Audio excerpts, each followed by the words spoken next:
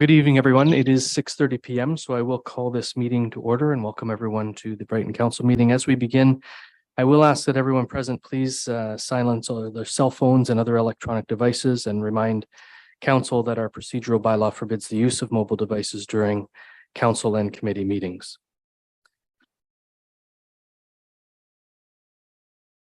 Land acknowledgement is an act that predates European settlement and was an opportunity for visiting Indigenous nations to acknowledge the land that they were visiting and seeking opportunities on. In Brighton, we acknowledge that we are meeting this evening on territory that is the traditional territory of the Mississauga Anishinaabeg, now of Alderville. We are grateful for the opportunities that the lands and waters that we now know as Brighton provides for us and work to set policies that will help us work to be better stewards of this place.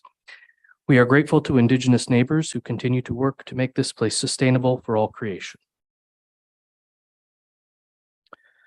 Move to the approval of the agenda. It's moved by Councillor Butwell, seconded by Councillor Fredis. The Council approve the October 2nd, 2023 Council agenda as presented. Is there any discussion? All those in favor? Being none opposed, that motion's carried. Members of Council, are there any declarations of pecuniary interest? And if so, please state the general nature thereof. There are none noted. Are there any announcements this evening?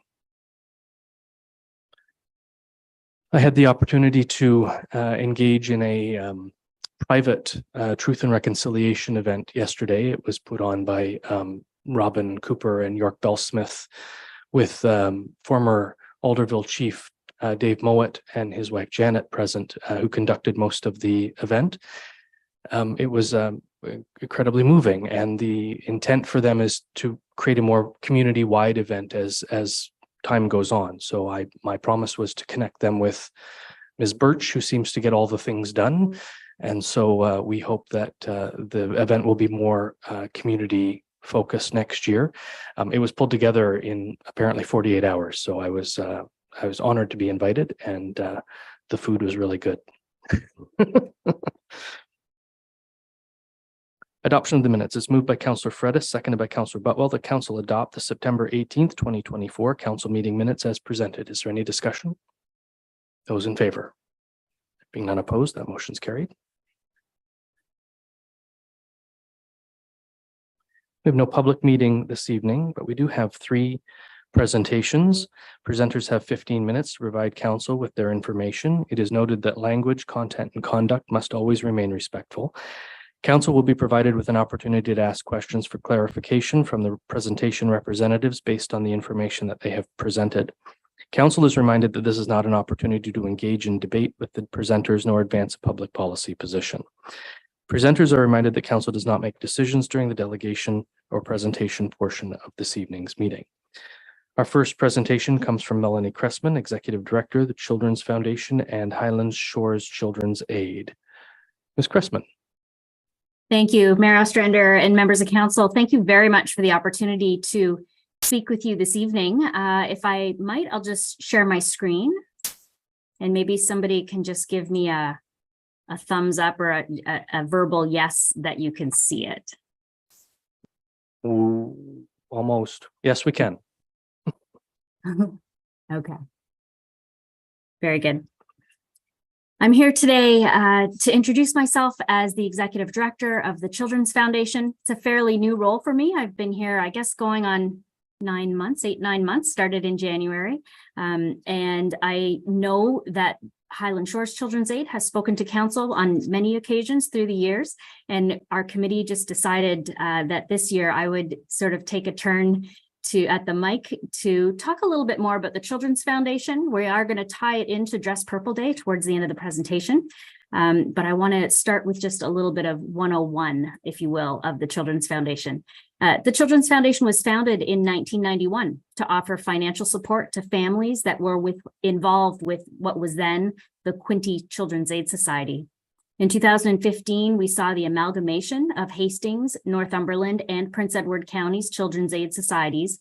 And through that merger, the Children's Foundation grew, The Children's Foundation grew to include all 3 counties, as Northumberland and Prince Edward County didn't have foundations connected to them at the time. We have offices in Cobourg, Belleville, Picton, and Bancroft, and we are fortunate to share space with the Highland Shores workers in each of those locations. We're a small but mighty team of 5, and our main office is located in Belleville, but our programs and outreach coordinator regularly visits the other locations just to stay connected with the Highland Shores workers there and visit our partnering organizations that are also delivering service. I'm just having trouble advancing my slide here for some reason. There we go. We are most commonly known as the fundraising arm of Highland Shores Children's Aid, but over the years, our programs have expanded to also serve low-income families in each community. To give a brief overview of the numbers, in 2022, just under 2,000 applications across the 3 counties were processed for requests for financial help for kids to play after-school sports, join Girl Guides, get tutoring in school, attend camp, take driving lessons, apply to post-secondary education, and the list goes on and on. The post-pandemic reality for many families has changed drastically, just as it may for some of you, and this is not news to all of us. The need for support is changing with the current economic times. And I know that we all feel it in one way or another, whether it's when you're buying gas or groceries. The dollar gets maxed out faster than ever before, and more people are having to make tough decisions about where to spend what it is they have. For families that were struggling before the pandemic, the situation is often dire. Having to pick between paying rent or buying groceries, well, what we know for sure is that Johnny's soccer or Sally's class trip gets bumped down the line of priorities simply out of survival. But we also know how vital these activities are for children in their formative years. Half of us is a fundraising organization. We raise approximately $800,000 a year, which in turn is put right back into the communities we serve to support children and youth who are at a disadvantage of some sort. For some, it's financial. Some are growing up in child welfare. Some are victims of some form of abuse. Some have been abandoned or neglected because mom and dad have substance abuse or mental health conditions. The other half of us is a community impact organization. The Children's Foundation has 7 programs that ensure that every child and youth in our communities has equal opportunities to succeed. We could do an entire presentation on each of these programs and highlight the incredible impact they're making. But just to give you a brief idea, Playing for Keeps, so that every child gets the chance to play on a team, be coached by a mentor, learn responsibility, and work hard towards a goal. Camps of Hope, so that every child can make memories, meet new people, and expand their world to grow outside of what their everyday experiences are. Reach for Success, for youth that want to expand their education, find a career, and break cycles of poverty, abuse, or neglect that they may have grown up with. Strive to Thrive, so that finances aren't a barrier to a child who needs mental health support. Keep Babies Safe, so that finances are never a barrier to an infant's safety. Angel Tree, so that every child can feel the magic of the holidays and be excited on Christmas morning. And Helping Hands, to give moms the support they need to form a healthy bond with baby and give them the tools they need to keep them out of the child welfare system. Playing for Keeps is our largest program in terms of the investment that's made. This program subsidizes registration fees for sports and other recreational activities. In 2022, we processed 524 applications for this program with a total investment of just under $120,000. This year to date, actually as of August 31st, we've already processed well over 500 applications, and that's without the fall rush of signing up for hockey or figure skating or winter music lessons. For context, about half of these applications are from Hastings County, 25% from Northumberland, and 25% from Prince Edward. Camps of Hope pays the registration fees for kids to attend at the camp of their choice. Last year, just under 300 applications processed in 2022, a total investment of a little over $76,000. Reach for Success predominantly supports older youth that are ready or getting ready to leave care and go out on their own. This program has 2 focuses. First of all, scholarships and bursaries for post-secondary education. And second of all, training and development courses that build life skills and independence, making older youth employable, independent, and resilient. Driver's Ed, for instance, first aid and CPR, cooking classes, budgeting, the babysitting course for young teenagers that are wanting to get their first part-time job. The reason this graph is of importance is that over half of the kids that are currently in the care of Highland Shores Children's Aid are teenagers. So it's really important that we have programs that are supporting them on their way to independence. Just an interesting aside, in August, we held our Reach for Success Awards Night, where scholarships and bursaries are handed out. We distributed a little over $100,000 that evening. Over half of the kids going to post-secondary school were headed into social services, child and youth worker, psychology, and many of them stated on their application how they felt that it was important to give back and be a mentor for kids who may need one, that they wanted to be successful and that their main goal was to have healthy families. Keep Baby Safe is a relatively new program. A little bit of history. Until June of this year, Keep Baby Safe was actually called Sleep Baby Safe, a program put into place to reduce the risk of infants dying from sudden infant death syndrome. We know that bed sharing is a common cause of SIDS, where infants are sleeping with a parent or a sibling. Sometimes they're sleeping on a dog bed. We've heard just the most horrific stories. Oftentimes, there just isn't a proper crib to sleep in. This program was funded by the Children's Foundation, but we didn't have anything to do with the application process. It was administered through Highland Shores. Post-pandemic, more and more people were reaching out to gain access to this program. As the cost of living skyrockets, families were struggling to keep up with their expenses, and a newborn, as you know, brings a whole new level of financial responsibility. The problem was that to access the Sleep Baby Safe program, a file needed to be opened with Highland Shores Children's Aid. And you can imagine how much of a barrier that was. You know, somebody that was just looking for a hand up, just a little bit of financial support to get over a hump, and all of a sudden needed to be associated with child welfare. So in June, the Children's Foundation launched a new version of the program and called it Keep Baby Safe. And now anyone who qualifies is welcome to apply. This program is now administered by us, and we've also added car seats to the program. We know just how important it is to have community partnerships to help us do the work that we do. And this is just a very small example of community partners that we have. Some are funding partners, others are programming partners. For instance, YMCA and Loyalist College both run camps and have their own subsidy programs. What we do is work together to ensure that everyone's dollars are maximized and that we aren't duplicating services and resources. Kiwanis clubs in Belleville and Tweed have a keen interest in the Keep Baby Safe program and choose to support infants in need of safety equipment, while Rotary is supporting mental health initiatives. We have a unique partnership with Hastings County where they are funding partners, and it's to ensure that there's money in our budget to give children living in their social housing neighborhoods equal opportunities to play sports, attend camp, or be supported through the bursary and scholarship program. We attend some of their events, their summer camp registration, for instance, and to ensure that their families know about our resources and know what's available to them.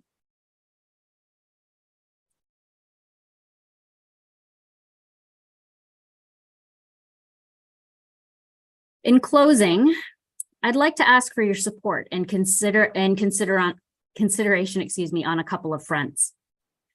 First, we ask you to consider that there are over 700 children that are currently living in foster care, living apart from mom and dad, but with another family member, or living with a parent, but being supported by Highland Shores Children's Aid. That's over 700 children and youth that are in less than ideal conditions that sometimes warrant apprehension at the very least, or at the very least, a watchful eye by authorities. On October 27th, we asked the community to wear purple to signify that it's all of our responsibilities to keep children safe and to give them the chance to break cycles of neglect and abuse and have equal opportunities for a healthy and happy upbringing. Yes, this does include reporting to authorities if you suspect a child is being harmed, but it also includes being a mentor, an example, and giving children and youth who may be vulnerable or at a disadvantage an opportunity to be better, to learn, and to experience things in the world that they otherwise may not have had a chance to. Children are all a product of their environment, their networks, and the people they spend the most time with. And we all have a responsibility to give kids the tools they need to break out of harmful and precarious cycles. We're here to ask Brighton to participate in Dress Purple Day. There are a number of ways you can do this, but the simplest way is just to wear purple on October 27th. But more importantly, tell someone the significance of why you're doing it. Take a picture of your team, post it on social media, tag us, really help us spread the word. And secondly, we ask that this committee consider the Children's Foundation as a worthy cause to fund, to ensure that the Children's Foundation programs are sustainable and remain available to children and youth in this community. Again, I thank you very much for this opportunity. And I would just like to mention one more thing before I close, and that is that tomorrow, and I'm just going to stop sharing, is that tomorrow, or sorry, rather on Wednesday, October 4th, we are hosting the 4th annual Kids Can't Wait Radiothon. We're very excited to report that all radio stations across Hastings County, Prince Edward County, and Northumberland County are participating this year. So you're going to hear 12 hours of broadcast from 6 a.m. to 6 p.m. And the local McDonald's in Brighton and Coburg and Port Hope are all participating in a portion of proceeds from their coffee that's being sold. So I ask you to visit McDonald's on Wednesday, take your team, maybe take your team in some coffee and muffins, and tune in to hear some great stories of impact about what donor dollars are doing in our communities. Thank you very much. And I'm happy to answer any questions you might have. Thank you, Ms. Cressman. I will open the floor to members of council for any questions of clarification, and I will note that council will be considering a proclamation later in our meeting as we roll through the agenda. Questions or comments from members of council? Must have been a good presentation. Thank you very much. I appreciate your time. You bet. And I have a motion moved by Councillor Wright, seconded by Councillor Wheeldon, that council receive the presentation from Melanie Cressman, Executive Director of the Children's Foundation and Highland Shores Children's Aid, regarding the proclamation for Dress Purple Day campaign. Is there any discussion? All those in favor? There being none opposed, that motion is carried. Thank you very much.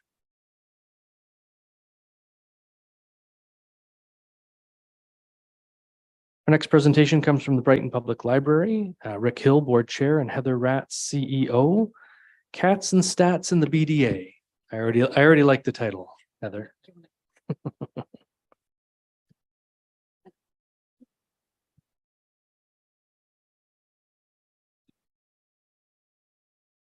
Good evening, Mayor and Council. Thank you for allowing us to speak about cats tonight. This is going to be short and sweet. It's just an opportunity for us to give you an update on what we've been up to in the last couple of months. We have a new board. We have a new board chair, and Rick Hill is going to speak a bit about that. And then we'll have some fun after that. So on behalf of the Brighton Public Library Board, I just want to greet Council.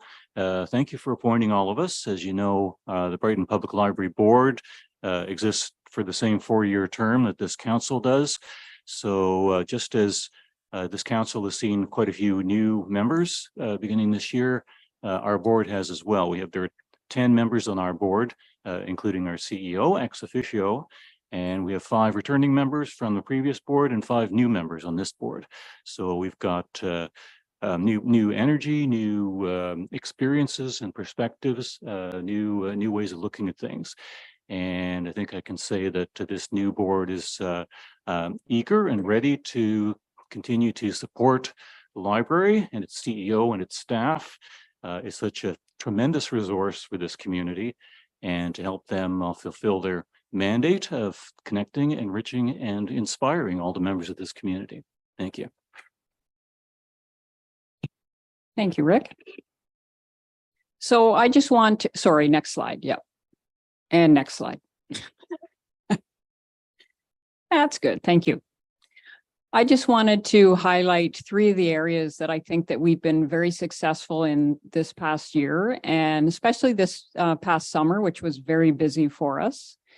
One of the things we have been able to do is actually get people through the doors. So we're actually seeing people in the library, and that is a very good thing. When we're not seeing them in the library, we're meeting them out in the community where they are.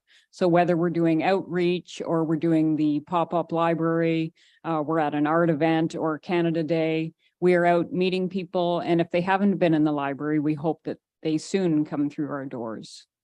In doing these 2 things, we have been successful at making connections. So whether it's new partnerships on the horizon or just brainstorming and collaborating, We've been doing that as well, and we feel that we've been very successful at that. Next slide. So one of the ways that we were able to get people through the door is to say there's going to be kittens in the library. And then we added that there was going to be food, and that is a recipe for success in itself. So we hosted one event in July, and we provided the space for a second event later on in the summer. And with the first event, we had 136 people come through the door to look and pet and maybe adopt and eat muffins and donate and all that good stuff. There were 15 cats for the two events, and I believe 10 of those cats have been adopted, not by the library. We adopted the other 10.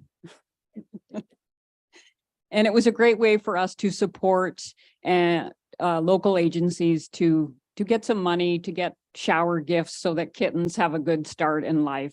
It was also a great way for us to involve local businesses, whether it's just mentioning them on promotional material because they've donated items. So Pet Value, Lighthouse Books, just like Granny's, Grand's Cans, all these great local businesses contributed, and we hope that they got something out of it as well.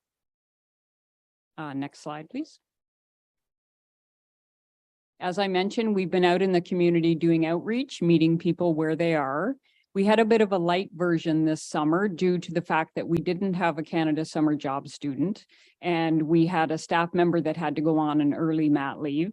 So we pared it down. We did 10 events. We saw minimum 200 visitors. We earned just over $400 in book sales and donations, and we were able to register 6 new patrons. And I was out at 2 of these events, the art event and Canada Day. And I can tell you, I just love community outreach. I love when people look at you and they're at an art event and they're like, you're the library. You're here at the art event. Yes, we are. And I just love directing people to the actual library and hoping that we can fulfill some of their information, resource needs and educational needs and that sort of thing. Next slide, please. So the previous presentation, I noticed that they have a partnership with the Belleville Senators. We also have one. This started in August, and it's Belly's Book Club. I was contacted early in the summer to ask if we would like to be involved in a literacy club sort of thing that went beyond Belleville and just focused on getting kids reading. So how could I say no? Of course I said yes. Belly, who is pictured here on the right, he came to one of our story times. Now note, you do have to be at least 6 feet tall to fill the costume. I did ask. Belly has hockey stick ears and he's very cute. And the nice thing is he doesn't talk. He just moves around, moves his arms. So if anyone's here is 6 feet tall and interested, I can maybe hook you up. So when I was approached, the nice thing that I realized was that the Belleville Senators were going to be doing most of the work. They created the material, they sent us the material, they will come and do visits. Hopefully we'll have Belly back. All we have to do is promote it to our community, hand out the reading logs, collect the reading logs, and when the kids return them to us, they get 1 free ticket with the purchase of another ticket. So we think that's a great deal. And we are hoping that we can have some sort of literacy event at a Senators game. Perhaps Family Day is looking good. Next slide, please. So I included stats in the title, so I thought I better throw in a slide about stats. I don't want to overwhelm you, but stats do help to tell a bit of a story. I just gathered some from July and August. So as you can see, people are actually checking out library materials, just under 17,000 for 2 months. And this is physical material as well as digital checkouts. They are using our technology, as you can see by the computer and iPad usage, and they are certainly attending our programs. So this is all good. Next slide. And of course, the Brighton Digital Archives, I don't know if you've heard of them. They're a new committee of the library board. We are still trying to navigate this new relationship and this new partnership. But we think so far what's happening is we're seeing increased exposure, whether it's through collaboration or social media. We think that's a good thing. We are collaborating and we are sharing resources. I mean, they have so much knowledge and information, and they have Ralph de Jong. I mean, the Citizen of the Year, now they can share him more with us. And he's already been a great resource for us when it comes to technology for our meeting rooms. So it's all good. So we held our first event with the BDA in August, and it was sort of an opportunity for us to reintroduce the BDA under the library umbrella. And we had special guest Dan Buchanan. He talked about the past of the BDA. We had current members talk about what's currently happening and also what the community can expect in the future. And we hope to do many more events like this. We hope that it has renewed interest in the BDA and Brighton history, which is so rich. And we hope that maybe there are a few more volunteers out there, because the BDA has a lot of detailed, specific work that needs to be done. So more volunteers are needed for sure. Next slide. So just before we open it up to questions, I just want to remind you that on October 16th at 11 a.m. in the library, there will be cake, probably not kittens, but there will definitely be cake. And that is for our 5th renoversary. I can't believe it has been 5 years already that we've been in this great expanded space. And I don't know whether we should start talking about the next expansion or maybe over cake. Shouldn't have turned my microphone on too soon.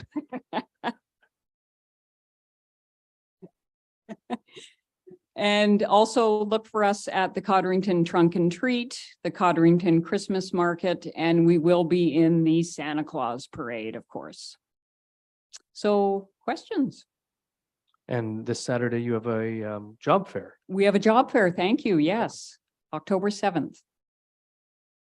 So now I'll open the floor to questions from members of council. Oh, come on. Yeah, come on. Well, thank you, CEO, Mr. Chair. We appreciate your time. Thank you. I have a motion moved by Councillor Wheeldon, seconded by Councillor White, that council receive the presentation from the Brighton Public Library, Rick Hill, Board Chair, and Heather Ratz, CEO. Is there any discussion on the motion? Those in favor? There being none opposed, that motion's carried. And our next, third and final presenter is Eunice Kirkpatrick, Chief Executive Officer, YMCA Northumberland. Welcome, Eunice.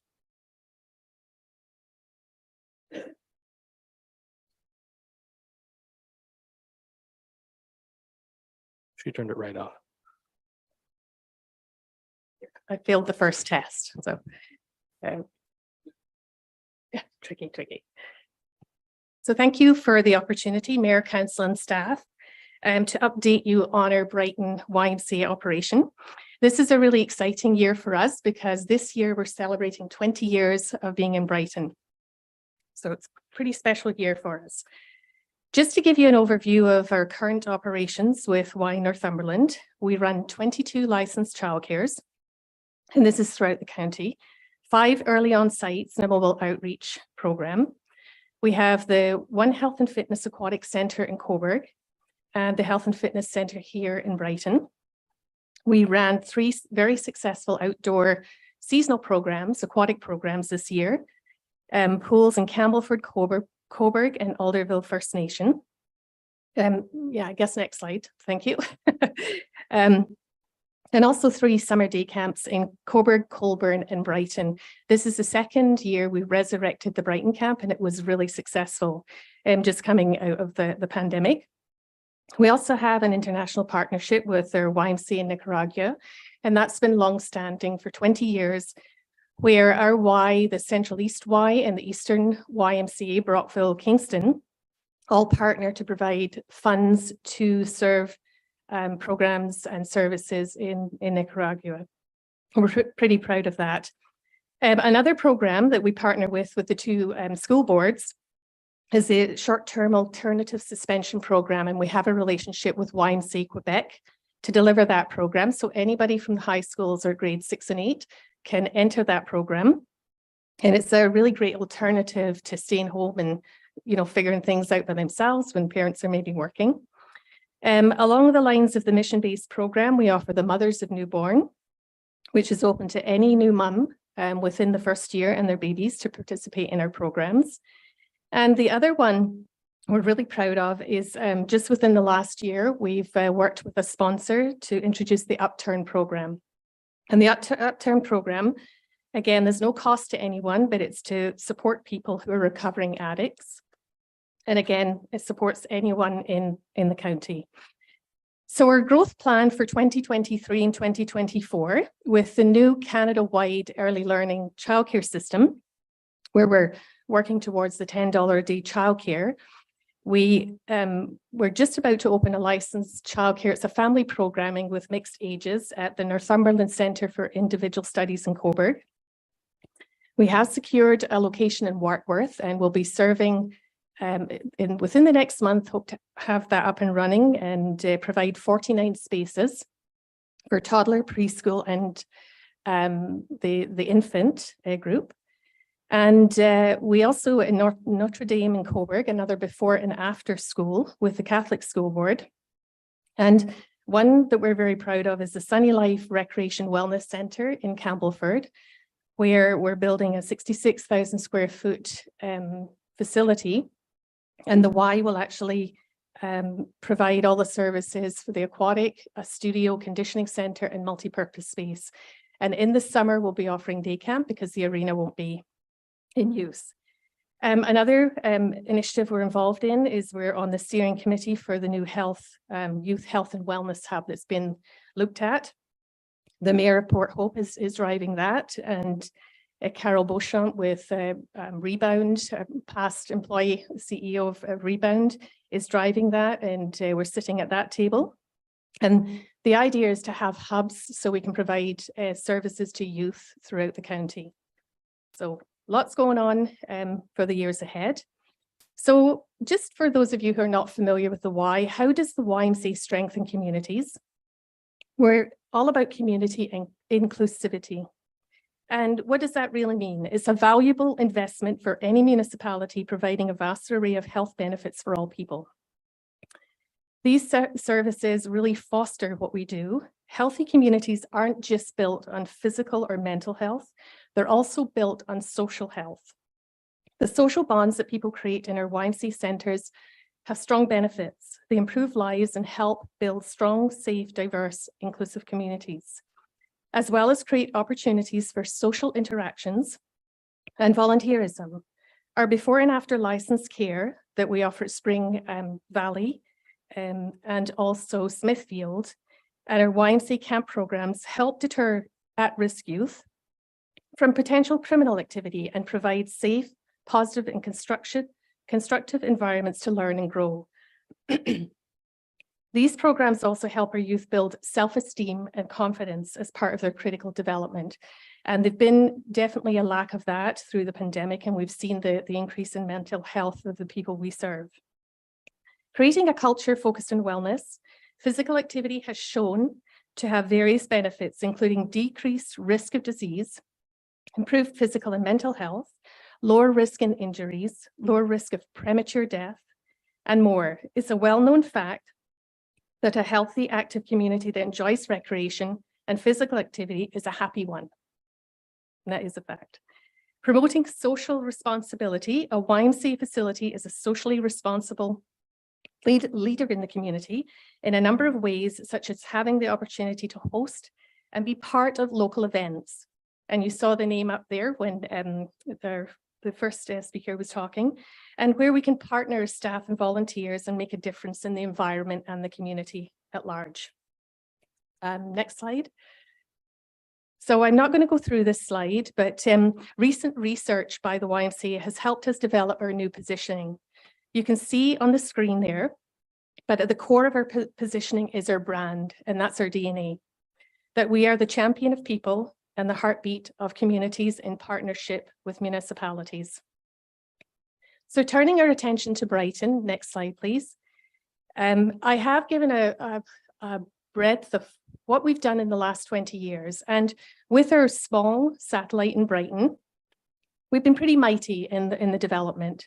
We average about 12 employees each year, so compounded over that time, 240 employment opportunities with 2.6 million in wages that are spent often in the local community.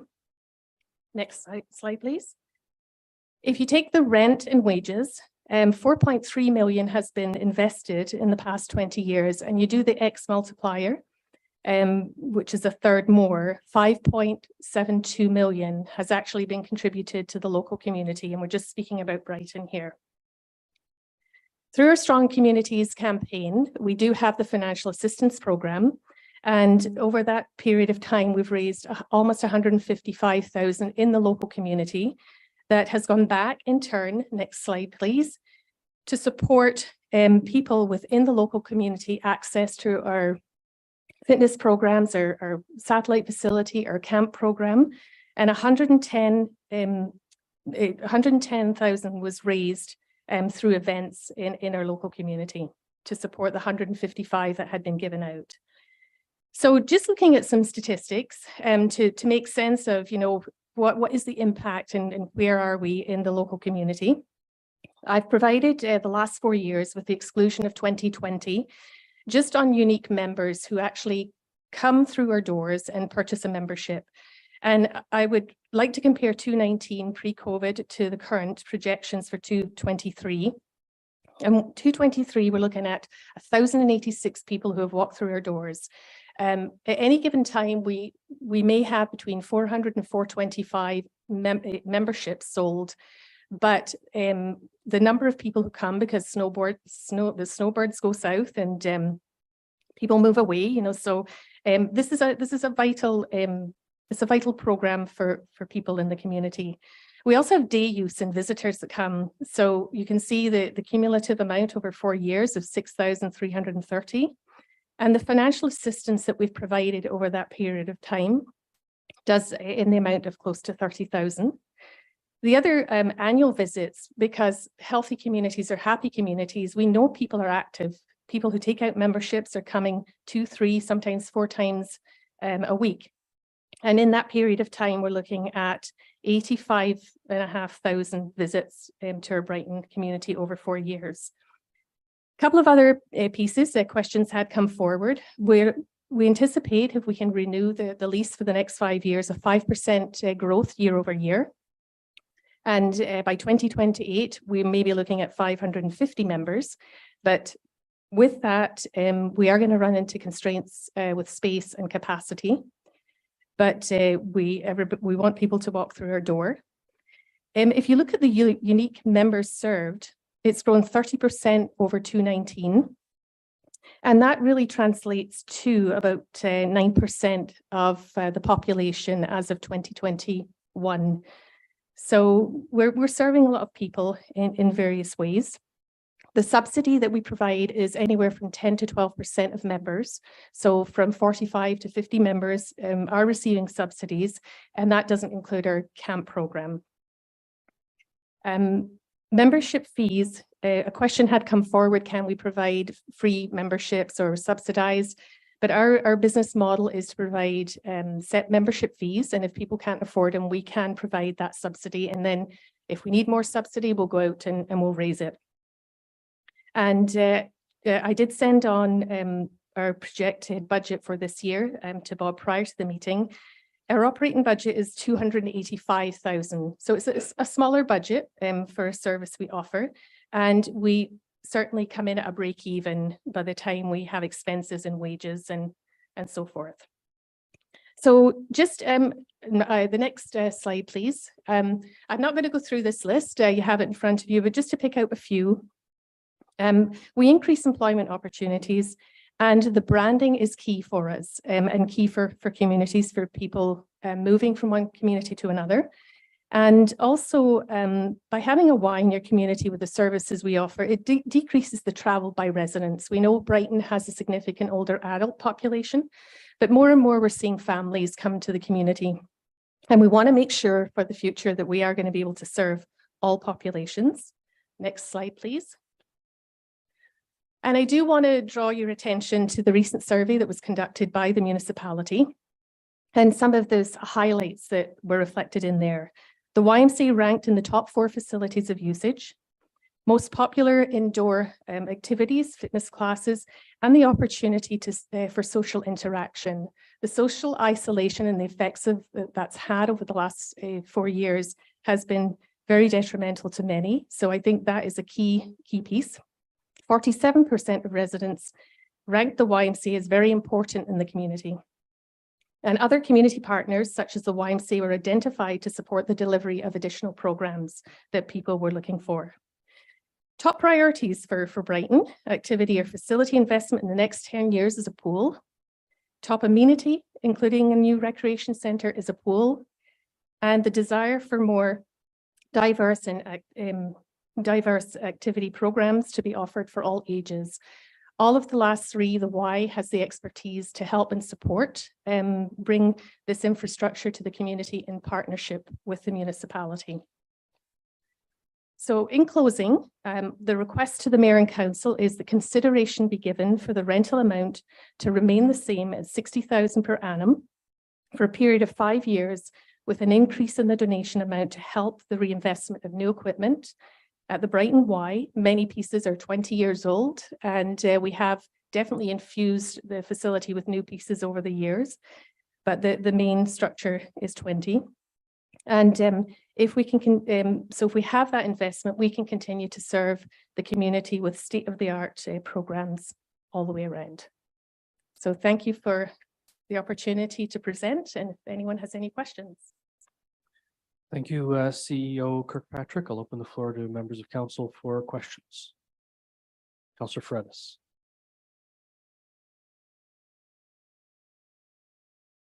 Through the chair, thank you, Ms. Kirkpatrick. I just wanted to clarify the number of members here in Brighton, because you talked about 550 based on 5% growth compounded to 2028. Does that put us in kind of the range of 400, 425 currently? Yeah, currently it's ranging from 4 to 425. Yeah.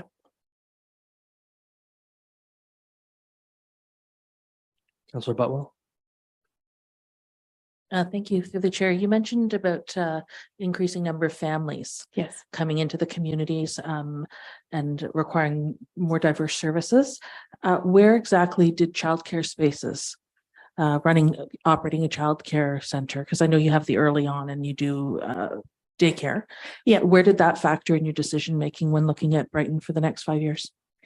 So we do have the licensed childcares at the 2 public schools, and that's the before and after care. I think one of the focuses for growth would be to offer family programming. We need to locate space for that and then build a budget around what does that look like. So currently we don't have the space at the Brighton location, the Y location on Main Street, but the Y can operate programs, diverse programs out of any location. So could we partner with the schools? Could we partner with community space? That would be something we'd definitely look into. With our summer camp program, we partner with the municipality, and we have space available to us during the summer at the arena. So these are the types of things we should look at and investigate. Thank you. Councillor Wheeldon. Thank you, Mayor Ostrander. Through you. You mentioned on this last slide, you would like us to increase the donation amount and keep the rent stable. Do you have a sense of how much the rent would have risen with rise in market rent? That I would have to probably get back to you on with the answers. I think what we're looking for right now with the rent we're paying, our facility is just remaining sustainable and viable. If there's an increase in any expenses, then we would have to look at our business model, because revenue is driven through membership. Yeah, I think we're looking for support to ensure that this service can remain in the community. And I think maybe the question for council is also to consider or ask the question, what's the value, the 30,000 and maybe plus that we're bringing to the community for that amount. If I may follow up. So the donation amount, I understand that's currently 30,000. Yes. And you mentioned here you want it to go towards reinvestment of new equipment. How would that be a direct purchase of new equipment, or would that be an indirect subsidy of some sort? Well, the way we would work it, we'd lease equipment. We'd do a purchase of equipment and probably lease it over a 5-year period, knowing that our board and staff we would have to invest significant amount of money to reinvest in equipment. We're probably looking in the range of 100 to 120. So we're asking if the municipality can support us with that investment over the 5 years, that there's a share in the asset. Is that where the 30,000 went previously? The 30,000 really was to support the sustainability of the facility. Okay, thank you. Yeah. Councillor Fredis. The chair, thank you. Mrs. Kirkpatrick, does the Y have any fundraising initiatives of its own to help raise the capital you need for the equipment that you're looking for?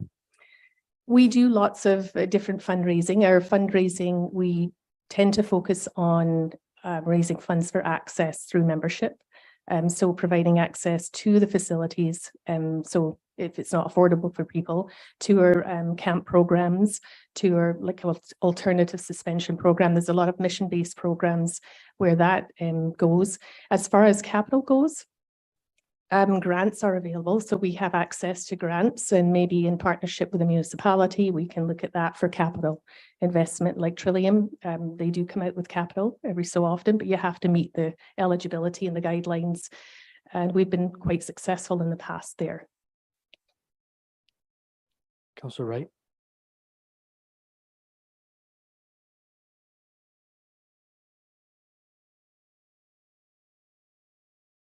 No.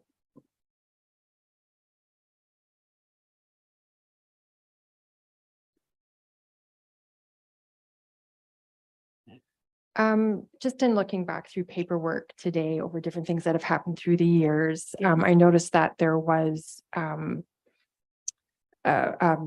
shower bathroom repair renovation that happened in 2019. Are there any repairs that are earmarked that the municipality would be on the hook for? I'm just not entirely clear who pays for what, because I would have thought that that shower repair would have fallen under the YMCA and the municipality picked up that.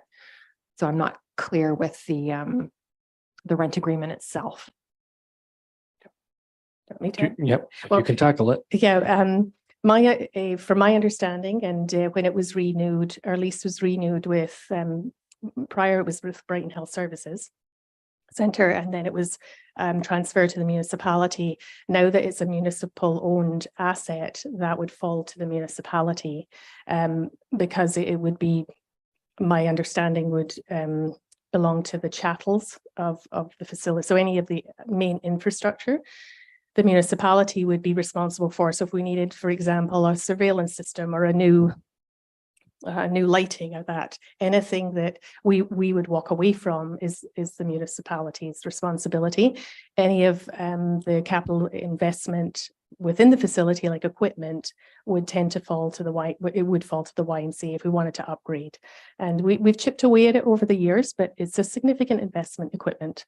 And so we've done what we can. We have applied for grants for various things and been quite successful, but it needs a bit of a relaunch for equipment. Mm-hmm. Sorry, just to follow up. Is there anything though, capital wise, that the town would be responsible for in the next few years? Mr. Castleman.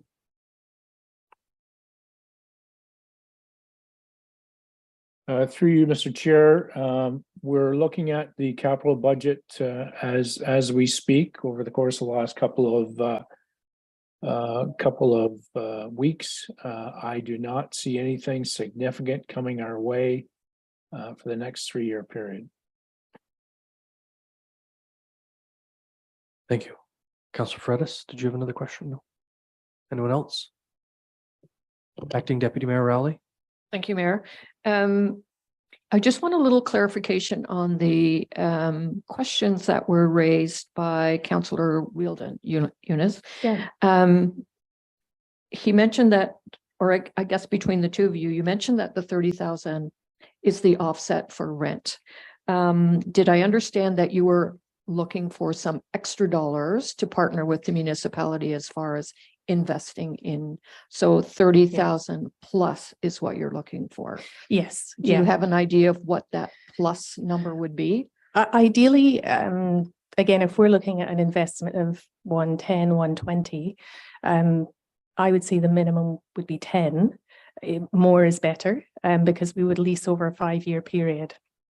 So if we are investing 120 over a 5-year period, and that would be the ideal term of the next lease, we'd be looking for, then we'd be doing a share of a 50-50 to help support that investment. So your request at the end of the day might be between 40 and 50,000 a year. It may be, yeah, yes. Eunice, you listed off a bunch of services that aren't in your presentation, and I'm just wondering if you have statistics that would tell us how many Brighton residents were able to use those services, things like the alternative suspension program and the infant assistance program, and there were a couple of others as well. Yeah, I don't have those statistics off the top of my head, but I can certainly look them up for you. And Would you Yes. mind sending those to Mr. Yep. Castleman, who would forward them off to members of council? That's okay, Absolutely. Bob? Yep. Thank you. Yeah, for sure. Councillor Butwell? To the chair, through the chair, thank you. My question is, knowing that not just residents of Brighton use our location, Mhm. that we draw people from Quinte West and Crammy Township and beyond, have there been any asks of their municipal councils to support the YMCA, seeing that their inhabitants, their taxpayers, whichever term you'd like, are actually using the services that are offered here in Brighton? We haven't done any asks to any municipalities outside of Brighton. We're looking at Brighton because the Y is located here. Most people who purchase the membership are Brighton residents, or even if they purchase a membership and they're outside of Brighton, we have some Trenton addresses who purchase Brighton memberships as well. So we haven't done that ask. Really because we are looking at serving the Brighton community in its entirety, for people who come through, walk through the door and want that location, because we do have some visiting guests, of people from the community who will come and use it, and we give them access because we do have a national access program with the YMCA, just not nationally but internationally. So if you go to the States, you can use a Y there. So that's another sort of added value to people who have memberships. But we have not done the asks. Yep. And people who have Northumberland Y memberships are able to use the Quinte West YMCA for their pool. With limited, Right. and Brighton members can also use the Coburg facility for the pool and anytime they want to do it. So so we're within, because we're a federated model, we serve Northumberland, so any access to any of the facilities in Northumberland can be accessed by Brighton members, and guest privileges to the Trenton Y. Yeah. And the city of Quinte West pays a significantly larger subsidy than the one we're looking at for their YMCA, as I Yes. understand it. Yeah, absolutely. And they own the building, I think. They built the building as well as that. Correct, yeah. And that's traditionally with the way the Ys work. Municipalities build a building, as we're doing in Campbellford, and the Y moves in and operates, because that's what we can provide the expertise in. And that helps through membership base to reduce the tax levy to the local community. Thank you. Anyone else? Acting Deputy Mayor Rowley? Thank you. Eunice, you mentioned that you have a before and after school program at both Spring Valley and Smithfield. Yes. Are there fees involved for those per children? Yes. Per child, or are they free for service? No, there's fees involved. It's licensed childcare, so parents do have to pay the fee for service. However, with the new Canada-wide early learning, it only applies to full-time childcare right now. But there's going to be a lot of advocacy, or there's current advocacy, and it will continue to try and get the reduced fees for before and after. Yeah. But the county, sorry, if I can just add, if somebody is in need of support, they can go through Northumberland County and ask for assistance. And a lot of these fees are well subsidized. Yeah. Follow up? Not a follow-up, just I'm something. going to go to Councillor Butwell. Okay.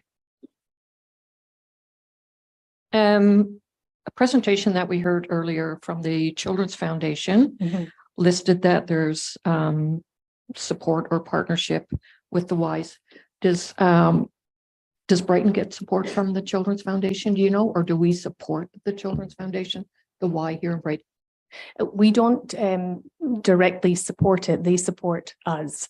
So they raise funds through the Children's Foundation. So if a family is in need of childcare, or it would be day camp, essentially, they can apply through the Children's Foundation, or we can help them with that process, and they can be subsidized for camp here in Brighton. And we do also subsidize through our strong communities for children in Brighton as well. Yeah. Councillor Butwell.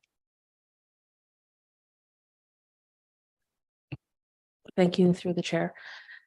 Full day daycare spaces. How many does the Y have throughout Northumberland? We no, so we have 50. Right now we offer 1, 2, 3. I want to say, do my math quickly here. 50, 6, 7, 5, 8, 9. So we have about 90 full spaces right now. And Northumberland County with the new program is looking to increase that by 200 in the next couple of years. And again, we'll still not be ahead of the curve because of the need for it. So we have established a place in Warkworth. The focus was rural communities first, because most seem to be centralized in Port Hope, Coburg. So Warkworth, we're going to be looking at 49 there. In Canton Municipal Building, we're working on a sort of no fee rental with Port Hope right now, so we can offer space there. So that'll be another 50. So for the Y alone, that'll be 100. We're opening another family programming in Coburg, so that'll be another 115. So that's, yeah. But nothing currently planned for Brighton. That hasn't really, we've been driven by the county's direction at this point in time. And so we don't currently offer full day in Brighton, but I would assume the Brighton Children's Childcare here is probably looking for some level of expansion. They like to go with the providers that are in the community as well. And we don't currently provide full childcare in the community. Yeah. They currently have over a 3-year wait list. Yes, I know. Yeah. And very difficult for working parents or parents who are trying to work. Yes. Yeah. And so we're trying to keep ahead of it, and we were almost there, and then they've introduced this fee subsidy. So more and more people are looking for that support. Yeah. Thank you. Thank you. Mm-hmm. Eunice, you mentioned that you're at the table with the Youth Wellness Hub. Yes. Thank you for that. I Yeah. think it's an important initiative across the county, Absolutely. especially coming out of the pandemic. And I know that group is looking for or seeking space in Brighton for various levels of service, counseling in particular, I think. And do you know if they've managed to find any? We had them looking around the municipal center, but we have nothing but a dank old basement, unfortunately. I'm not aware of any space that's been secured at this point in time, but if there's the space at the Y evenings where we're closed, maybe on weekends and that type of thing, we'd be definitely open to offering that space just on Main Street. And if we can work with the school boards, sometimes it's tough to get into the school boards as well, because it depends on each principal regarding access. But if that was something, we would definitely do our best to find a location up here for sure. And is that something you're working with the Youth Wellness Hubs on for Brighton? Right now they're just at the establishing working on the submission to the government, the ministry. So I think once maybe we get the green light, we'll be looking at definitely hubs, but we've talked with Carol Beauchamp about hubs in all areas of Northumberland County, which is very well needed because of the lack of services to youth in our communities. Yeah. 100%, I think is an important initiative. Yeah. Thank you for that. For sure. Any other questions from members of council? I think I just want to chat about your old landlord versus your new landlord, and that things look a little odd when we say, okay, YMCA, pay the municipality $60,000 a year, and we'll give you $30,000 a year. I think it makes you go a little cross-eyed when you see an agreement like that. But it used to be, of course, that your landlord was the Brighton Health Services Center, a private entity, and the municipality would then help subsidize that rent to the private entity. Private entity doesn't exist anymore. The municipality, or exists in another form, but doesn't own the building anymore. The municipality now owns the building, and we didn't really change the financial model. Yes. Yeah. It's certainly convoluting when you're trying to explain that to your board. You know, the 60,000 rent, but we do get the donation back. But that was modeled on the agreement that we had with Brighton Health Services. And if I can just reference that, in the first 10 years, YMCA Northumberland subsidized the Brighton Y to the tune of $500,000 because it wasn't sustainable and because the rent was significant. So when we renegotiated with the municipality, we were able to get to a level where we can continue to provide this valued service in the community that was sustainable and viable. So a little bit of history. Thank you. That, yeah. Any other questions from members of council? Acting Deputy Mayor Rowley. Thank you. I just want to go to membership and maybe break even. Is the intention that membership covers, plus of course support from the municipality, that membership covers the cost to operate the Y here in Brighton? That's definitely the business model. It just doesn't give us enough extra for reinvestment. Right. Yeah. And so membership plus an investment from the municipality keeps it going. Is there any other investment other than maybe at this stage, at some point, shared partnership for equipment, that there are just dollars coming from Northumberland Y, from Coburg itself, just to keep it going here? Is there anything coming from anywhere else? Did you say? Yeah, other than membership and the municipality. Yeah. So the umbrella of the Northumberland Y is covering, does not really have any investment, any monetary investment in Brighton. Absolutely, we do. Yeah, because if there is a deficit in operations, like I referenced, in the first 10 years, 500,000 came from Y Northumberland, the umbrella of Y Northumberland, to support the Brighton community and the investment, because we had an airtight lease, right? As well. For 2022, was there an investment from Coburg, from Northumberland Y, in order to break even in Brighton? Was there any dollars invested? There would be, because I'd have to go back to the budget for 2022, but we were still really coming out of the pandemic, and we were only at we were still climbing. Like, we only got to pre-COVID numbers halfway through this year. So last year we would have realized a deficit, and because even in the budget I shared earlier does not include the allocation overhead for the umbrella of YMCA, so for payroll costs, for administration costs that we have to keep going, insurance, different things that we have to do. So there would have been each year we're providing a small contribution still to maintain the Brighton facility. And we do that because that's our mission, to serve people, to outreach, to make sure people have access to programs and services. So our board, and we do have a board member who is here from the Brighton community, and we do also have another board member who lives in Brighton, Paul Vandergraaf, and they're representative at our board table.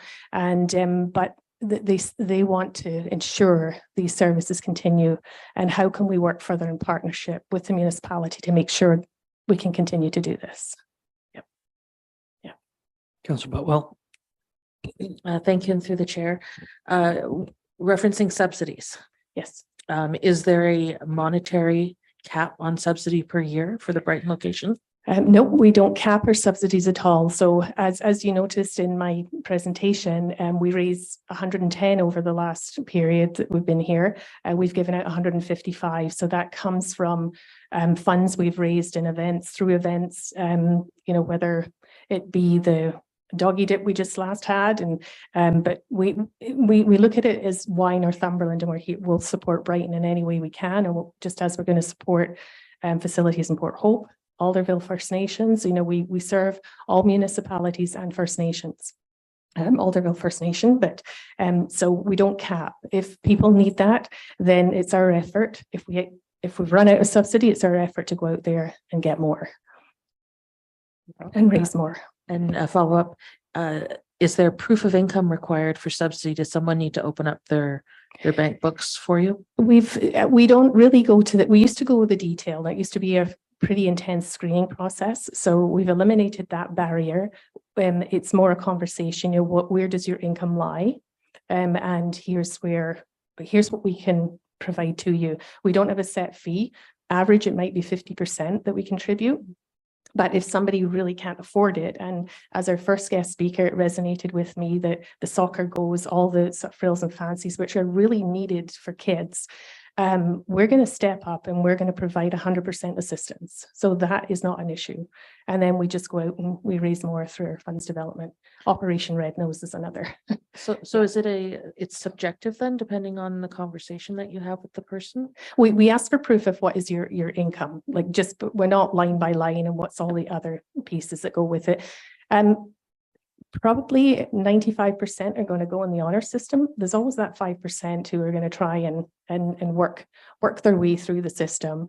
But we've tried to make it as easy as possible, because people don't want to come in and ask for support and help, especially our older adult population. There's a pride there.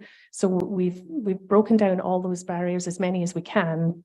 But we still have this level of screening process. So we then, because we have a due diligence piece to do too. Good, I appreciate that. Yeah. So in my primary line of work, Mm-hmm. I am privy to people's financial situations, and what we think on the outside is an exceptional salary. Yes.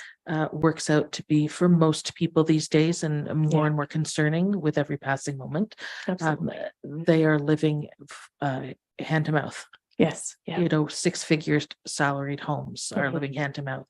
And Yeah. so my question really was trying to make the point that it might look good on paper that one would have a good salary, but this might be a complete luxury for them to come to you. So yeah. And again, it comes down to our mission. We want people coming through our doors to make them healthy, happy, and physically, have a good well-being, right? That supports this entire community. Okay. And would that conversation begin at a higher level, not on the floor level or front? We have designated staff who manage that. It's not everybody who manage it because of the sensitive nature. Yes. All right. Thank you. Absolutely. And just to jump on that bandwagon, at the county, we speak of a young couple earning $200,000 a year total. Yeah. Will need assistance putting a roof over their head. Absolutely. And that makes me go cross-eyed. It doesn't compute. And yet when you run the numbers, it sure does. It quickly computes. Yeah. So that's the world we live in. Yeah. Membership. I have been harping on membership since the day I got on council in 2003. It is just with any membership organization, the first thing I always think is, what have we done to drive membership? And I know there's a soft cap, there's only so many people we can expect will join the YMCA. I do get that. But to my question, what have we done to drive membership for the YMCA in Brighton? Well, we do a lot of social media. We're part of a membership growth initiative, and there's lots of media posts around whether we get a 1 week free, or you get half your first month. We do different promotions throughout the year. All Brighton folks are exposed to it through our website, I guess. Word of mouth is the biggest piece. Word of mouth, the realtor.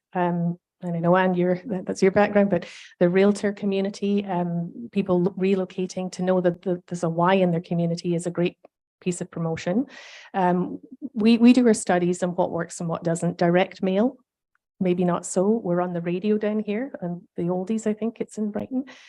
We do a lot of radio promotions as well. So we do have an amazing marketing team who look at all levels, and also to be engaged in events as well. So it takes a lot. It's not just, I don't think there's a magic strategy. It takes a lot of different social media and marketing strategies to make it happen and drive it. And I wonder if there's anything we can do on a partnership Mhm. to help drive membership, and maybe Sure. that's something we can talk about in the background. And Yeah, Mr. Castleman doesn't know this, but I'm looking at him right Yeah. now. So I'm looking at him too. So yeah. yeah, that'd be good. Okay. Yeah. Any other questions from members of council? Motion is moved by Acting Deputy Mayor Rowley, seconded by Councillor Betwell, that council receive the presentation from Eunice Kirkpatrick, Chief Executive Officer, YMCA Northumberland. Is there any discussion? All those in favor? Being none opposed, that motion's carried. And Eunice, really, we just asked you so many questions so we could hear your lovely Scottish accent. I need subtitles, so I'm glad you understood me. Thank you. Having visited Glasgow, you do not. Yes, okay, thank you. Thanks so much. Thank you for your time. I'm going to do citizens comment, then I'm going to take a 5-minute recess if that's okay with everyone.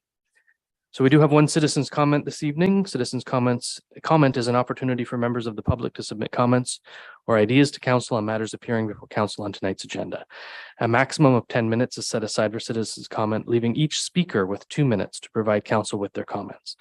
It is noted that the language, content, and conduct must remain respectful at all times. Comments will be received without comment, debate, or questions from council. The presiding officer may request clarification and or additional information on the comments from members of the public. So our citizens comment comes from Brenda Richardson with regard to the YMCA renewal of the lease. Mrs. Richardson.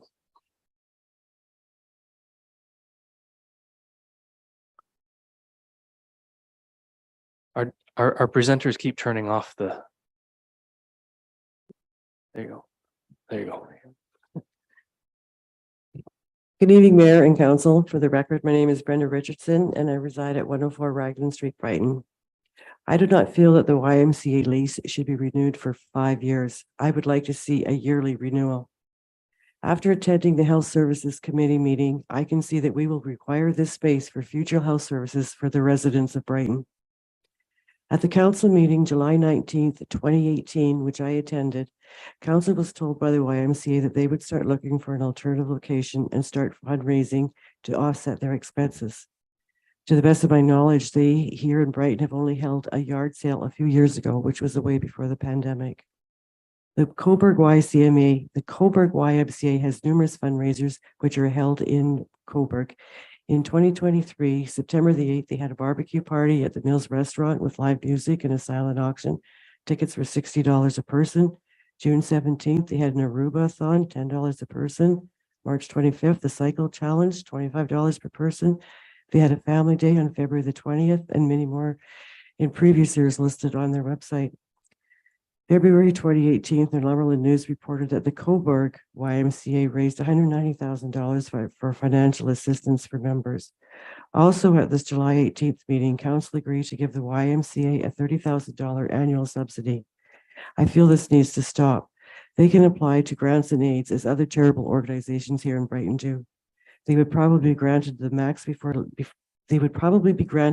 amount, therefore leaving them with only $5,000 to raise instead of being a financial burden to the taxpayer. The Brighton YMCA has been depending on donations without showing any effort to financially help their organization here in Brighton. In 2020, they received $30,000 from the Brian Todd Memorial Fund, which was the 4th installment of a 5-year commitment totaling $150,000. The municipality gave them a rent abatement of 50% from August to December in 2020. The YMCA received a $761,000 in 2022 from Trillium, and I didn't see anything if any of this was used to help the Brighton YMCA. Brenda, that's your 2 minutes. If you could wrap it up, please. 3 sentences. Go. Thank you, Mayor. The YMCA, okay, I realize the lease reads either party can opt out. However, you can imagine the uproar if the municipality decides that they want out early for medical service space.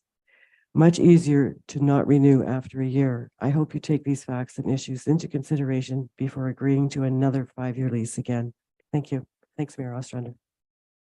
Thank you. We'll take a 5-minute recess and reconvene we'll take a 6-minute recess and reconvene at 7:50 p.m.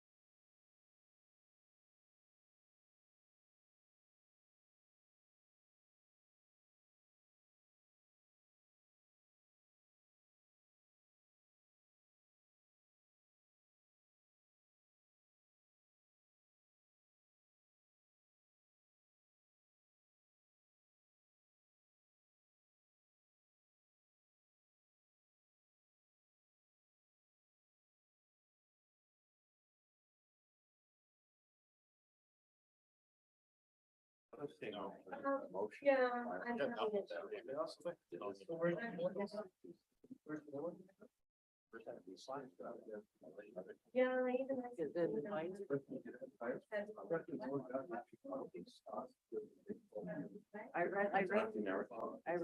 read the traffic act that they changed.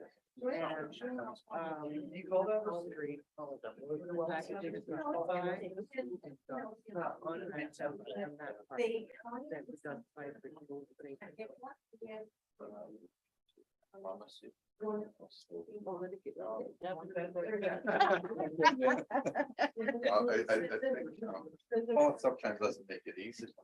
That's not what Paul told me. No, that's not. I said, Paul told me that we did, that we did. Paul. And the thing is, though, too, like, when I thought, when we have that open, that presentation, I was gonna, you know me, and I'm gonna go back on the internet, and I think right now, those days in the week, but it doesn't tell you what Monday, Tuesday. But I'm pretty sure that when I know they're all during the week. So maybe that's what you said.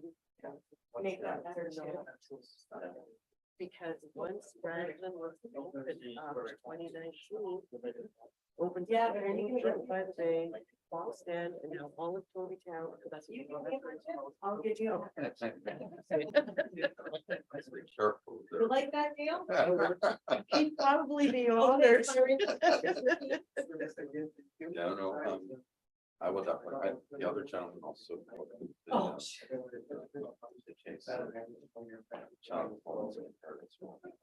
That's okay. I was. Yeah, he's right across, like, he's right here, and Donna and one more. All right, everyone, it's 7:52 PM. I'll call this meeting back to order. And note we have no, oh, sorry, we didn't pass a motion to receive the citizens' comment. I have a motion moved by Councillor Fredis, second by Councillor Butwell, that council receive the citizens' comment submitted at the October 2nd, 2023 council meeting. Is there any discussion? Those in favor? There being none opposed, that motion's carried. And we have no staff reports. Oh, and I asked Byron, do you want me to read these or not? But I don't read the notices of motion. They come forward. They will come forward as motions, which I will read at the next meeting of council. So there are 2 notices of motion for everyone to take note of and do whatever necessary research you need to do for the next council meeting. That brings us to unfinished business. It's the chief administrative officers report with regard to the YMCA lease renewal. Mr. Castleman, we've read your report. We somewhat discussed it at the last meeting, but I'm wondering if you have any comments or anything to add or highlight. The report's been before council and the community for the past 2 or 3 weeks. It's clear through the presentation from Eunice that there are various benefits associated with having the Y within your community. Are we subsidizing the Y to be in our community? The answer is yes, but that it's not uncommon for us to subsidize various services that we have within our community. If there was a business sense associated with having various amenities and services in our community, the private sector would be taking care of it. That's part of our role to have a well-rounded community. So certainly the recommendation is to bring forward a new lease for your consideration. The financial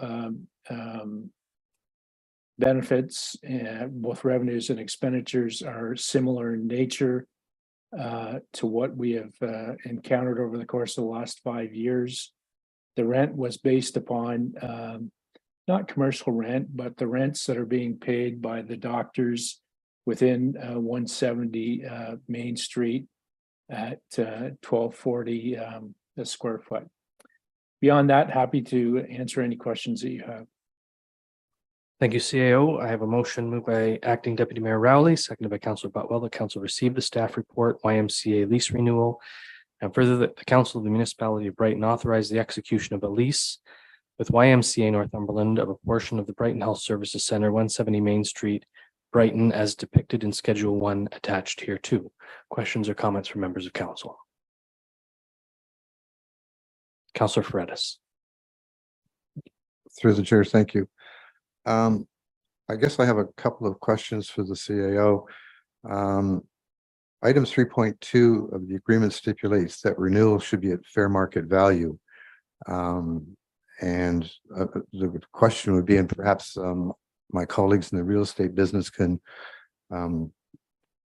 provide some further clarification, but I'm not sure that the current rate necessarily reflects fair market value currently.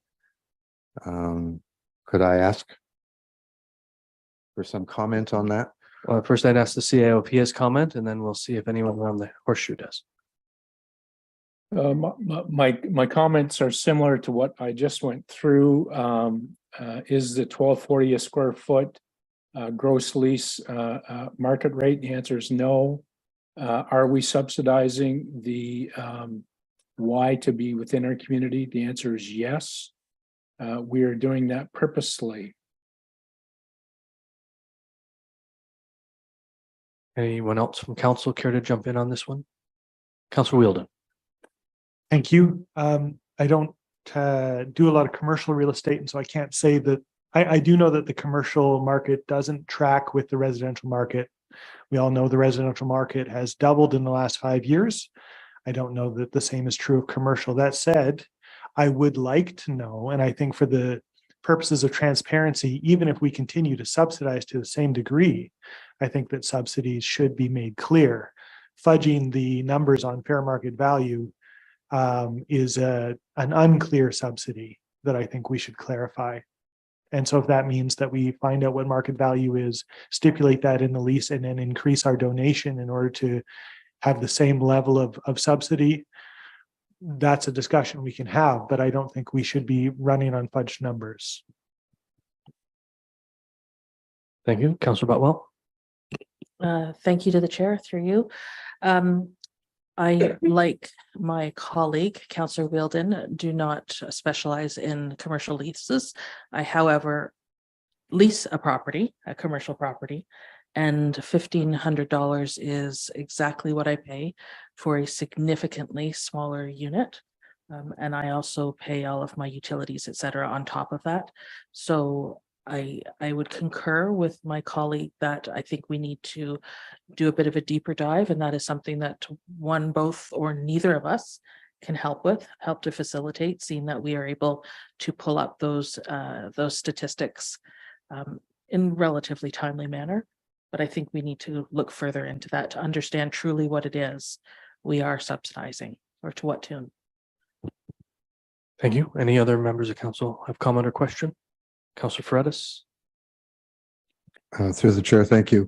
I guess what both my colleagues have kind of touched on is we include all of the utilities in our rate. So it's not just a $30,000 subsidy, but we're subsidizing it to that extent as well.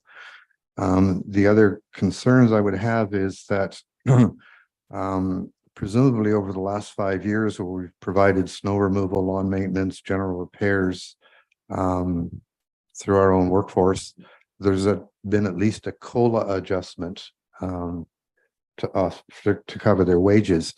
And it would appear then that we're foregoing at least the recovery of that COLA adjustment. I'm not sure that that's right or fair. Is my understanding correct on that?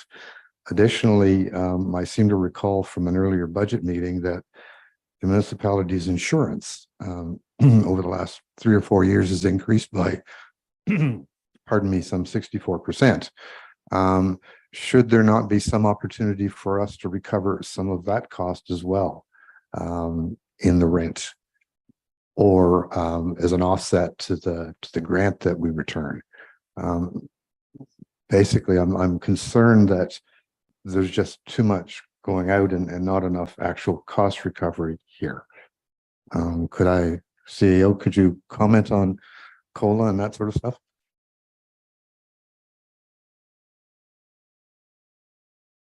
My comment would be that the rent has not been adjusted for wage COLA increases and or any of the utility increases or decreases that have been seen over the course of the last 3 to 5 years.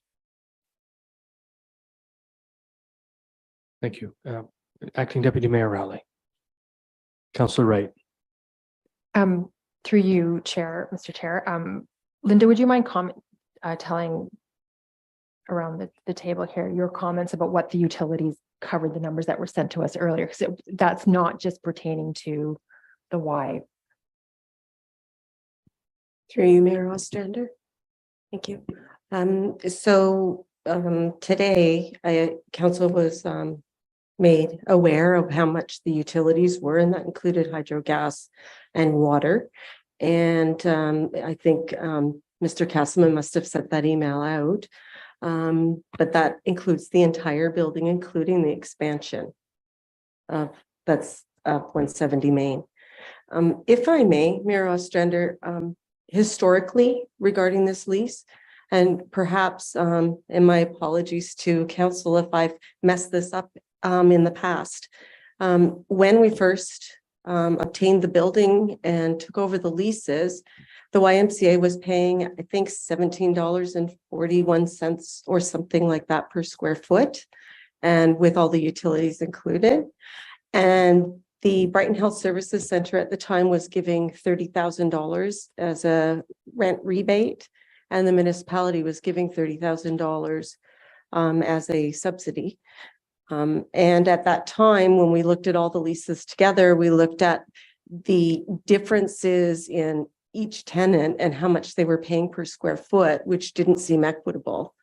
And so we were either going to continue to pay $60,000 in the rent abatement and subsidy, or we could reduce the amount per square foot to match what the physicians were paying. And so that's the route we chose to take. So at one time it was $17.41 and $60,000 rebate. Thank you. And I think the danger in bumping that rate up is that at one point, the space may be needed for the purpose of primary care. And at that point, we will only be receiving those funds for it. So I think we all agreed with your methodology at the time. That might not be true today, but at the time with your methodology of keeping things even in that building from the various tenants. So thank you for that. Thank you for that reminder. There you go. Anyone else? Councillor Fredis. Through the chair, thank you. Just some observations. I gather that they have 400 members, and I'm unclear that they do a great deal of fundraising of their own. I think the citizens' comments talked about the fundraising done by Coburg, but not apparently a lot done here in Brighton. I also wonder about what assistance and support comes out of Northumberland YMCA. Their 2022 financial report indicated that their current assets, cash on hand and investments, grew from 1.4 million to 2.7 million in 2022. It's a 92% increase. Their net assets grew from 6.6 million to 8 million, 21% increase. And the net contribution, which is an interesting way of saying net profit for 2022, was $811,000. So I'm a little puzzled why they would be asking us not only for the 30,000, but an enhancement to that in light of these rather stellar financial results at the Northumberland Y, and in light of the fact that they don't appear to be doing any significant fundraising here in Brighton. And would it not be perhaps more appropriate that this go back to staff and ask them to work with the Y to see what Northumberland might be able to do to help out a little bit? What additional fundraising opportunities could be initiated locally to help this thing along?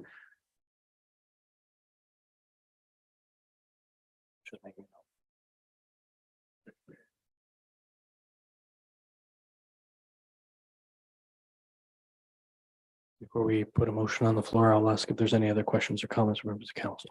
Councillor Wright. Just more of a comment. I think she did say fairly clearly that they do some fundraising here. They've given away about 155, raised 110, but it's mostly gone towards the subsidies over so many years. they probably haven't done a lot of fundraising towards the renewal of equipment because it hasn't really been thoroughly needed up until this point. Like this stuff has lasted. And it wasn't used for 3 years.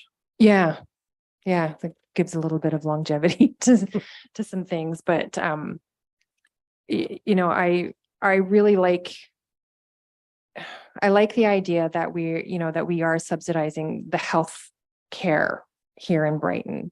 I think it's an important thing, whether it's the doctors that are here or the things that help make us healthy, that keep us out of those doctors' offices. So I do like the idea that, you know, we find out what fair market value is so that we know what we're giving away, in a sense, what we're subsidizing, so that we can maybe capture that on write-offs or whatever needs to happen. But yeah, some clarity there would be really good. But I think, you know, making sure that we keep the why here is really important as well, because keeping people healthy and keeping them out of the doctor's office and not so busy, so that we're not constantly having to find new doctors who are, you know, they're not moving on because they're burnt out and whatnot. I think these are all things that help. Councillor Butwell. Through you, Mr. Chair.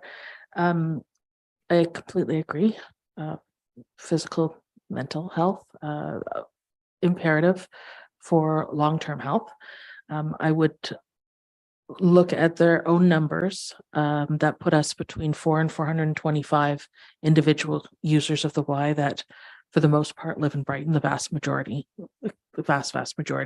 live in Brighton, out of a population of 12,600, I think was the adjusted number that we just got from the 2021 census, estimated adjusted number.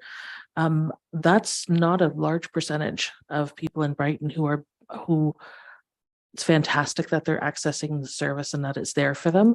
But I would also say that there are other things in our community that would touch far greater a number of people that can have a far more wide-reaching effect on the individuals and families in the community.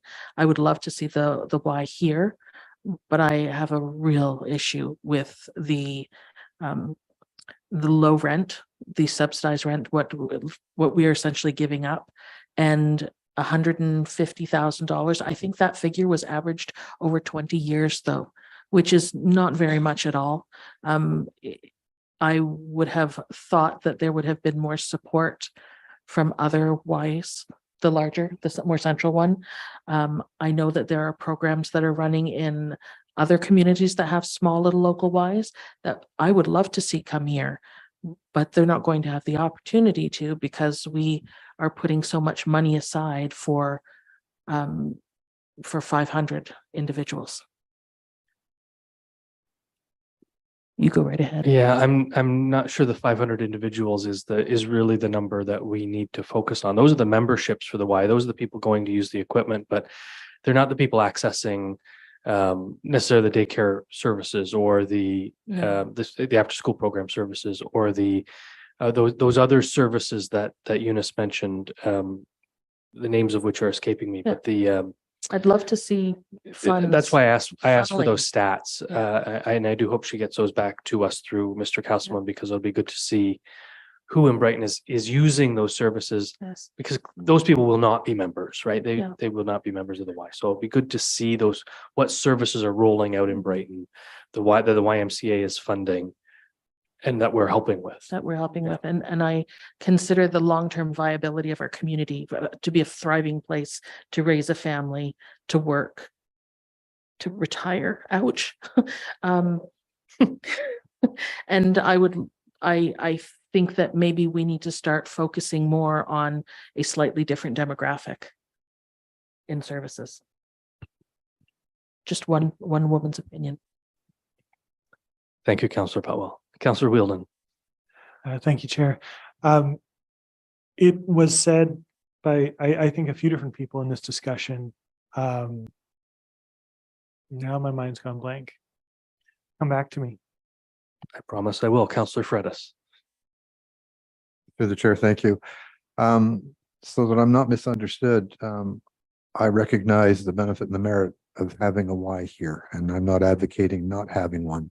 What I'm troubled by is this endless cycle of subsidy and grants that we get ourselves into. If I heard correctly, Mrs. Kirkpatrick was actually looking for an increase to 40 to 50,000. I think was the response to Councillor Wilden, to replace $150,000 worth of equipment that they lease on a 5-year cycle. We will always be the capital equipment supplier for this facility. I don't see, and I guess what we're waiting to hear from is what sort of plans do they have to grow the membership? What are they doing in terms of fundraising?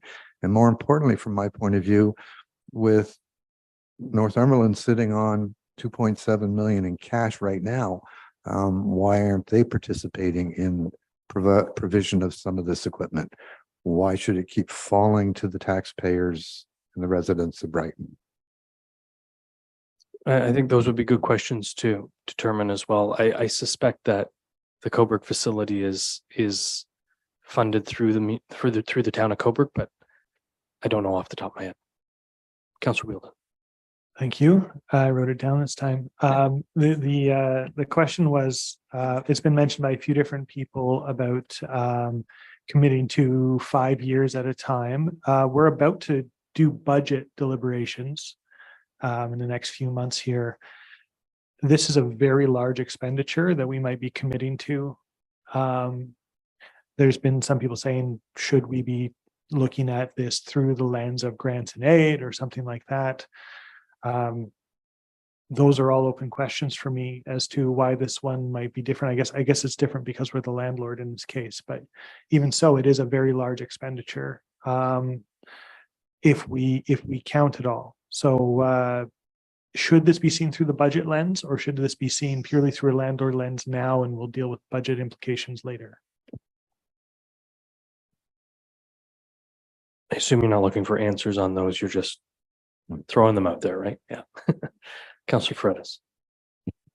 To the chair, just to looking at their 2022 financial statements, under revenues, they indicate town of Coburg fee for service 229,000, town of Brighton municipal lease agreement 30,000. We are the only two municipalities in Northumberland contributing to the Y, but they have services throughout the county. We're the only two municipalities with YMCA centers in them as well. There's no other center in Trent Hills or Crammy or any of the other municipalities. Correct. But some of those folks from other municipalities do come to use our facilities. So the question is, have they been asked to participate to some extent to help support this facility so that they have both an east and west option? And is that not a fair conversation perhaps from CAO to CAO to be having? I think it probably is.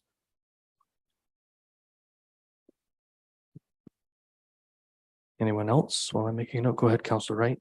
Did she say at all, because I don't recall, what the max amount of membership that they could even handle, given the space that they have? It sounded like they're real close to the max that level now. Yeah. And we took a tour on Thursday, as everyone knows. That space is packed with equipment right now. Now there weren't a lot of people in there on a Thursday. What were Thursday afternoon when we walked through, but and I don't know how full it is right now on a weekday evening, but you can imagine if even 50% of that equipment is being used, how packed that room would be. And that wouldn't be 400 people. Councillor Fredis. To the chair, thank you. Perhaps one other thought or idea that we should be considering in a review of this is maybe we should consider trying our support dollars to match their efforts on a dollar for dollar basis. So in other words, if they increase their fundraising efforts, for every dollar they raise, we would match it with $1, obviously with some sort of reasonable cap, but maybe that would provide some incentive for them, because at the moment there is no incentive. It's just, here's $30,000 back. So I don't see it providing the motivation for them to take some initiative. Acting Deputy Mayor Rowley. Thank you. Just one more question, maybe to add to your list. Is there a consideration of negotiating a lease other than for 5 years? Could we do 1 year or 2 years? Just have a look at it.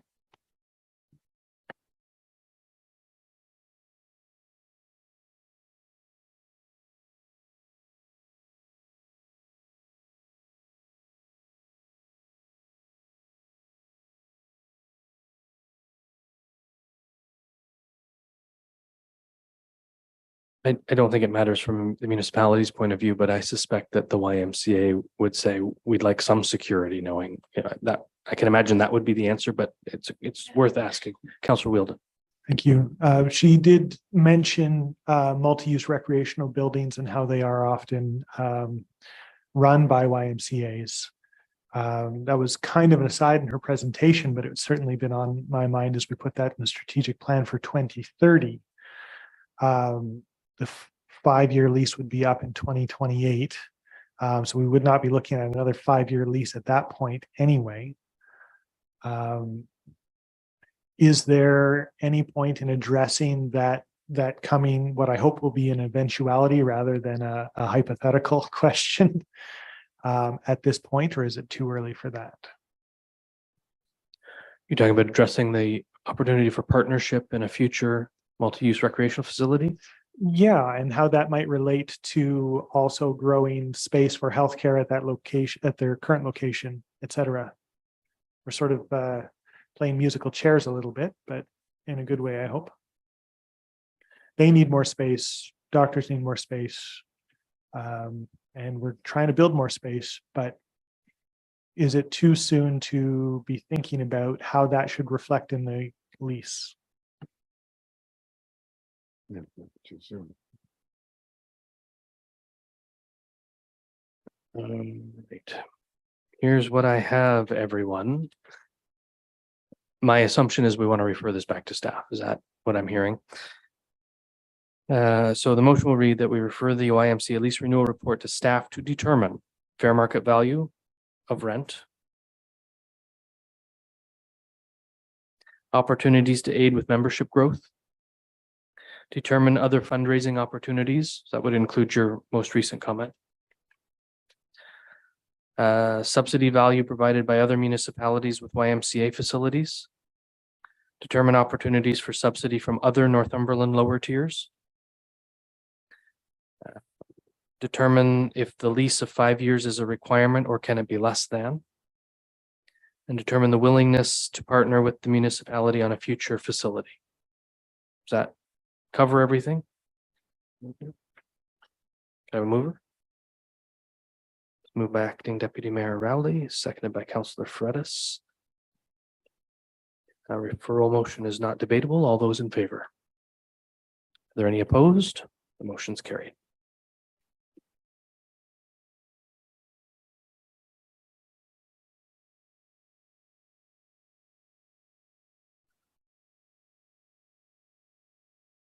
That brings us to bylaws. The first is the enforcement of municipal parking bylaw. It's moved by Acting Deputy Mayor Rowley, seconded by Councillor Butwell, that council gives a bylaw its first, second, and third reading and finally passes on this date, being a bylaw to the appointment of municipal law enforcement officers for the purpose of enforcing all municipal parking bylaws. Is there any discussion? All those in favor? There being none opposed, that motion's carried. The appointment of a chief building official, it's moved by Acting Deputy Mayor Rowley, seconded by Councillor Butwell. The council gives a bylaw its first, second, and third reading and finally passes on this date. Being a bylaw to appoint a chief building official for the enforcement of the Building Code Act 1992 and its regulations. Is there any discussion? All those in favor? There being none opposed, that motion's carried.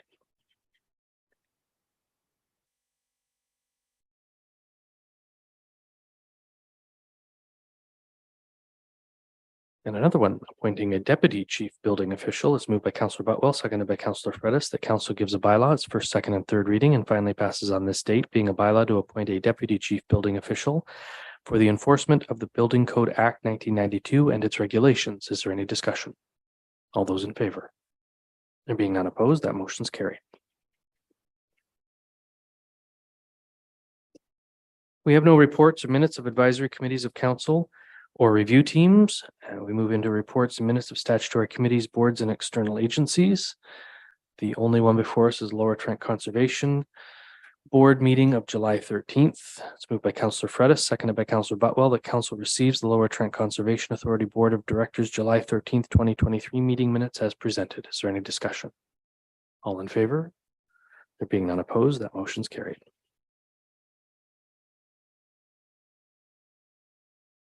Brings us to correspondence, direction items, endorsements, communications, and petitions. And I can assure you the one thing I'm going to discuss when we do our procedure bylaw is shortening these things down when it comes to actually making these proclamations. It's moved by Councillor Wheeldon, seconded by Councillor Wright. The council support or receive the proclamation request to proclaim October 8th to the 14th, 2023 as Fire Prevention Week. Councillor Wheeldon, this is your motion.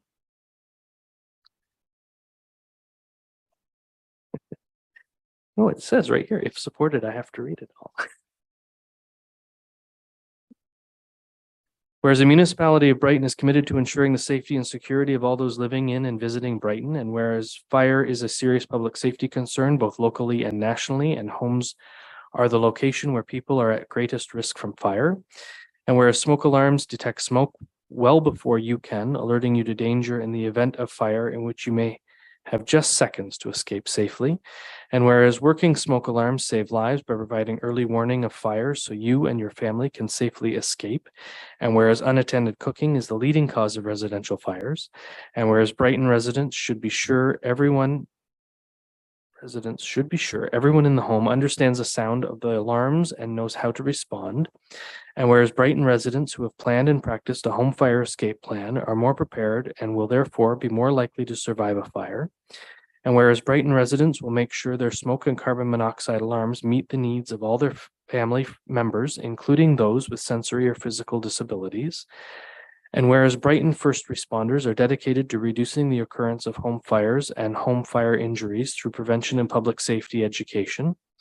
And whereas Brighton residents are responsive to the public education measures and are able to take personal steps to increase their safety from fire, especially in their homes. And whereas Fire Prevention Week 2023 reminds Brighton residents that kitchen fires are preventable with actions as simple as staying in the kitchen while cooking, not cooking under the influence, and keeping a clutter-free cooking space.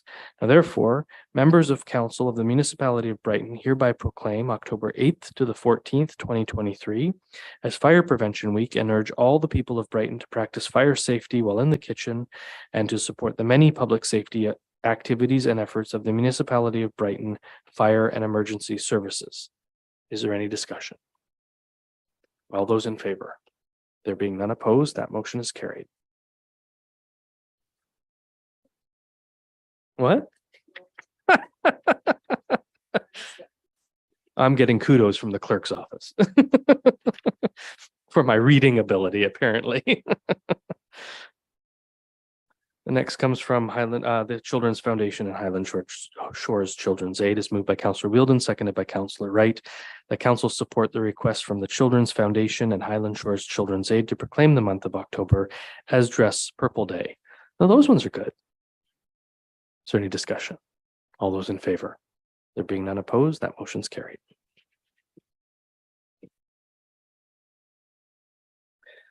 In FYI correspondence, the Northumberland County update is moved by Councillor Wheeldon, seconded by Councillor Wright. The council received the updates from Northumberland County for September 18th to the 29th, 2023 as information. Is there any discussion? Those in favor? There being none opposed, that motion's carried. Is there anyone in the gallery who has a question with anything on tonight's agenda? Question period is an opportunity for members of the public to ask questions about items that appeared on this evening's agenda. Members are asked to state their name for the record before asking their question. A maximum of 5 minutes is set aside for question period. Language, conduct must remain respectful at all times. Questions will be received and answered by the mayor or by a member of council or staff if designated by the mayor. Mrs. Richardson. Thank you. I'm going to pick your brain. Do you remember, this is in regards to the parking bylaw, did they not pass something a few years back where the snowplow operators were allowed to issue tickets? Like, wasn't there something in there? And I think this bylaw updates that direction. Is that correct, Pardon? Madam Clerk? Through the microphone, please, so that our friends on Zoom. Sorry, Candace, I couldn't hear you. No, that's okay. That this bylaw appoints them because the previous bylaw had members that we don't have anymore. So those three gentlemen that were named, but the snowplow drivers are still, they can still, No, just those three. just those three. Yeah, so that is correct. So what you're recalling is we appointed certain supervisors and managers the authority to do so. And that's what this updates, right? Okay, I wasn't. Not the drivers themselves. I thought it was, but I knew there was something there a few years ago, but I just couldn't remember what it was. Yeah. So the drivers would call their supervisor and the supervisor could come out and ticket if need be, or have the vehicle towed. Because we don't want plow drivers to stop on the Correct. road, get out and give a ticket. So they call their supervisors, they tell them that there's a car parked on such and such. And they'll go out and So do these new gentlemen, they're employees that you've assigned there, and even Mr. McGee, like none of them work nights, correct? The supervisors, do. the supervisors They are on work call. nights? The They're on, supervisors are on call 24/7. are they? Yeah. Oh, okay, great. Okay, thank you.